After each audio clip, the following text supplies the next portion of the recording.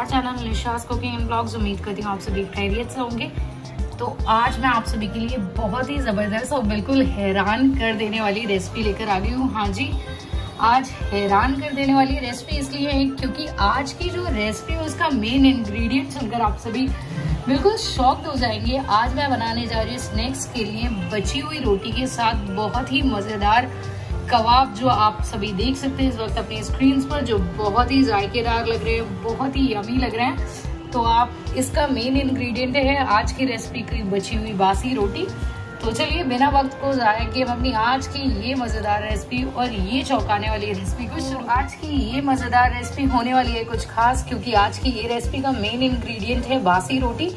क्योंकि कभी कभार बहुत सारे घरों में ऐसा होता है कि जब बासी रोटी बच जाती है ना, तो हम सोचते हैं कि अब इसे कहाँ यूज़ करें, कहीं ऐसा तो नहीं कि ये बर्बाद हो जाएगी। तो अब ऐसी कोई भी फिक्र करने की बिल्कुल ज़रूरत नहीं है, क्योंकि आज मैं रेसिपी जो लेकर आई हूँ उसके लिए आप इस चपाती की रोटियों को जो बासी हैं उसे बिल्कुल नए तरीके से नई रेसिपी के साथ यूज़ कर सकते हैं। तो चलिए यहाँ पर मैंने लगभग 3 रोटियाँ ले ली हैं। अगर आपके पास 3 से 4 या 5 हैं तो आप उनका भी इस्तेमाल कर सकते हैं। और सबसे पहले तो हमें इस रोटी के छोटे छोटे टुकड़े कर लेना है या बड़े बड़े टुकड़ों में इन्हें हाथों की मदद से तोड़ लेना है। तो चलिए मैं सबसे पहले तो रोटी के टुकड़ों को तोड़ लेती हूँ हाथों की मदद से। तो यहाँ पर जैसे कि आप सभी देख सकते हैं कि मैंने बड़े बड़े टुकड़े इन रोटियों के तोड़ लिए हैं हाथों की मदद से। तो चलिए अब बाकी इंग्रेडिएंट्स पे एक नजर डाल। यहाँ पर जैसे कि आप सभी देख सकते हैं कि मैंने एक बड़े साइज का बोल ले लिया है और इसमें सबसे पहले तो अपनी मनपसंद जो भी वेजीज आपके घर में हो या अवेलेबल हो आप उनका इस्तेमाल कर सकते हैं। यहाँ पर मैंने सबसे पहले ले लिए शिमला मिर्च, इसके साथ ही मैंने 2 मीडियम साइज की प्याज जिनके टुकड़ों को बड़ा कट कर लिया इस तरह से।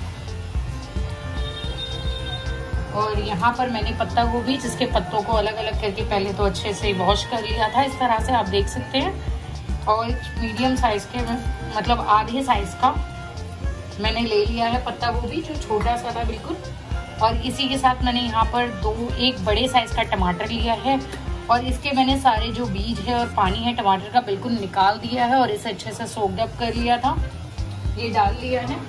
इसी के साथ मैं यहाँ पर डाल लेती हूँ फ्रेश कटा हुआ हरा धनिया, जिसे मैंने बारीक कट नहीं किया है, बस उसके जो किनारे थे डेंटल थे उन्हें तोड़ लिया है इस तरह से, आप देख सकते हैं। ये डाल लिया। इसी के साथ मैं यहाँ पर डाल लेती हूँ मिर्च, हरी मिर्च का इस्तेमाल कर रही हूँ, मैंने इनके डेंटल को तोड़ लिया है। और मिर्च का जायका आप अपने घर के हिसाब से, मेंबर्स की चॉइस के हिसाब से एडजस्ट कर सकते हैं। इन सबको डालने के बाद और अब मैं इन्हीं के साथ डाल देती हूँ, मैंने यहाँ पर लगभग 300 ग्राम बोनलेस चिकन का इस्तेमाल किया है, जिसे अच्छे से वॉश कर लिया है मैंने। और अब इसके साथ ही मैं डाल लेती हूँ लगभग 2 टीस्पून लहसुन अदरक का पेस्ट, नमक टेस्ट के हिसाब से एडजस्ट करना है आप सभी को। अगर कम या ज़्यादा रहे तो बाद में आप एडजस्ट कर सकते हैं उसे। इसके साथ ही मैं डाल रही हूँ यहाँ पर लगभग 1 टीस्पून गरम मसाला,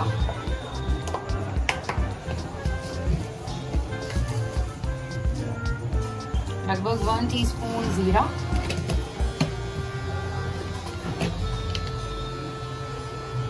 लगभग ½ टीस्पून कश्मीरी लाल मिर्च पाउडर। आप चाहें तो 1 टीस्पून भी डाल सकते हैं क्योंकि इसका जो कलर होता है वो बहुत ही अच्छा होता है। डालने के साथ ही मैं इसमें डाल रही हूँ लगभग 2 सूखी हुई लाल मिर्च। आप चाहें तो उसे स्किप भी कर सकते हैं। मैंने इसके डेंटल तोड़ लिए हैं और इन सारी रोटी के जो टुकड़े हैं मैंने यहाँ पर अभी हाथों की मदद से तोड़ लिए थे। मिक्सर जार में डालकर इन सबको हमें एक साथ पीस लेना है।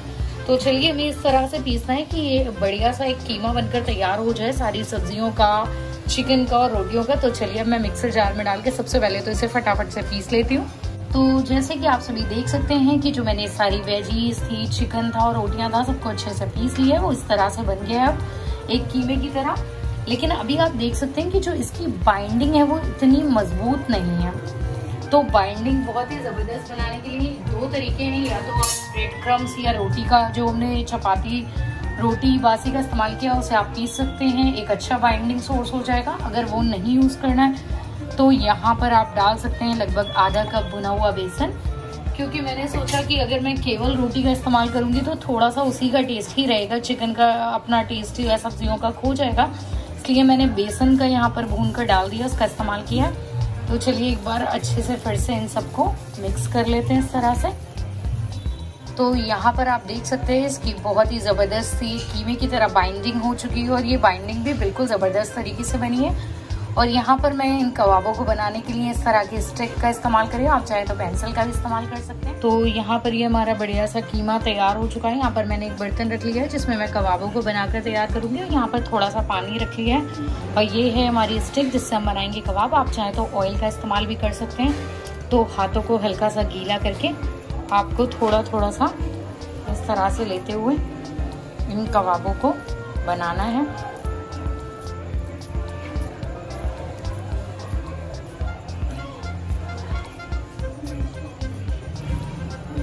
कबाबों को आप जैसे चाहे बना सकते हैं। आप गोल टिक्की का शेप भी दे सकते हैं। मैं इन्हें सीख कबाब का शेप दे रही हूँ।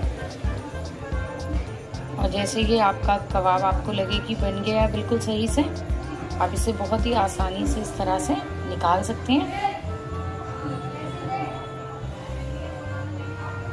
और इस तरह से एक अलग बर्तन में रख सकते हैं। इसी तरीके से मैंने हाथों को गीला करते हुए थोड़ा सा और ये कीमा ले लिया है। और इस तरह से मैं बाकी जो कबाब हैं उन्हें भी बनाकर तैयार कर लेना है। तो यहाँ आप देख सकते हैं कि जो कबाब है मैंने उन्हें अच्छे तरीके से शेप दे चुका है और ये बिल्कुल नॉनवेज कबाब लग रहे हैं। हालांकि नॉनवेज तो है इसमें, लेकिन कई बार हम सोचते हैं ना कि उसमें बहुत ज़्यादा चिकन लगेगा या मटन लगेगा। तो ऐसी फिक्रों से दूर और बिल्कुल घर की बासी रोटी से आप इतने मज़ेदार और टेस्टी जायकेदार कबाबों को बनाकर ट्राई कर सकते हैं। तो चलिए ये सब। और यहाँ पर मैंने गैस पे रख दिया था पैन जिसमें लगभग डाल दिया था 1 टेबलस्पून सरसों का ऑयल। और अब मैं इस तरह से कबाबों को इस पे से रख देती हूँ। हल्का सा आपको पैन पे पहले ऑयल रख लेना है ताकि वो थोड़ा सा गर्म हो जाए। इस तरह से कबाबों को और मीडियम फ्लेम कर देना है गैस की आपको। तो ये हो गए हमारे अरेंज कबाब और इसे हमें अब थोड़ा सा फ्लिप करते हुए सेक लेना है दोनों तरफ से अच्छे से। तो यहाँ पर आप देख सकते हैं कि हर तरफ से मैंने कबाबों को सेक लिया है। जो साइडें बाकी रह गई हैं उन्हें भी मैं फ्लिप करके हल्के हल्के मीडियम फ्लेम पर सेक रही हूँ। आप छोटे चम्मच की इस्तेमाल कर सकते हैं इन्हें फ्लिप करने के लिए। और ये देखने में बहुत ही क्रिस्पी और मज़ेदार लग रहा है। और बाकी जो भी बचे हैं कबाब उन्हें भी डालना है, लेकिन उससे पहले इन्हें सेक लेती हूँ अच्छे से। तो यहाँ पर आप देख सकते हैं जो कबाब हैं वो बहुत ही अच्छे तरीके से हर तरफ से सिक चुके हैं। हमें बहुत ज़्यादा ओवर कुक नहीं करना है वरना काले काले दिखेंगे। तो अभी ये बहुत ही सुनहरे कलर के दिख रहे हैं जो अच्छे लग रहे हैं। तो चलिए इन्हें मैं अब निकाल लेती हूँ। इन्हें सबको उतार लेना है एक एक करके। और बाकी जो बचे हुए कबाब हैं उन्हें भी इस तरह से हमें अच्छे से पका लेना है। तो चलिए यहाँ पर पैन पे फिर एक बार फिर से डाल देती हूँ कबाबों को। रैंडमली अरेंज कर देना है आपको इन सभी को।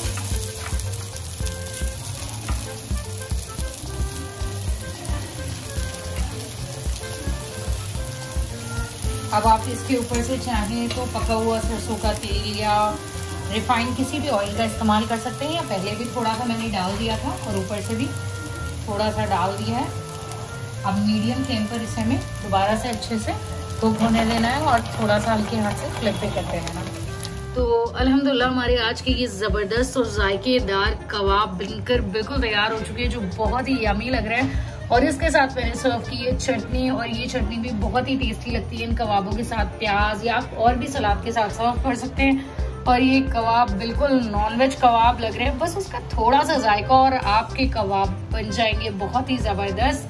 तो उम्मीद करती हूँ कि आप सभी को मेरी आज की ये मज़ेदार और आज की रेसिपी में ट्विस्ट पसंद आया होगा। अगर पसंद आई होगी ये मज़ेदार और यूनिक रेसिपी तो प्लीज़ चैनल को सब्सक्राइब करना बिल्कुल नहीं भूलना है। And don't forget to hit bell button ताकि आने वाली हर वीडियोस की नोटिफिकेशन सबसे पहले मेरे व्यूअर्स को मिले। वीडियोस को लाइक करें, शेयर करें। तो चलिए मिलती हूँ ऐसी मज़ेदार नई वीडियो के साथ। अलविदा दोस्तों, अल्लाह हाफिज़।